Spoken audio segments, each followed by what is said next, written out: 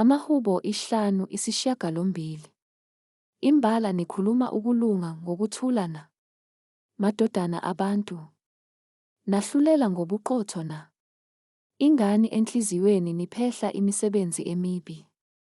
Ezweni nilinganisa ngesilinganiso ukudluzula kwezandla zenu.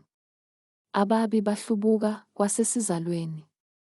Abaqamba amanga baduka kwasesiswini. Isihlungu sabo sinjengesihlungu senyoka. Banjengebululu eliyisithulu, elivimba indlebe yalo. Lingalaleli izwi lezinyanga, ezilumba amalumbo ngokuhlakanipha. Yaphula amazinyo abo emlonyeni wabo, Nkulunkulu. Phohloza amazinyo omhlathi ezingonyama ezingamabhongo, Jehova. Mabaphele njengamanzi agobhozayo, nxa ekhomba ngemicibisholo yakhe. Mayibe sengathi iqundekile. Mababe njengomnenke oncibilika uphele.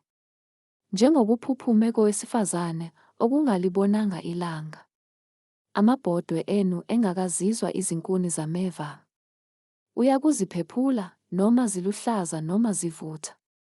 Olungileyo uyakujabula ngokuba ebona impindiselo. Uyakugeza izinyawo zakhe egazini lababi.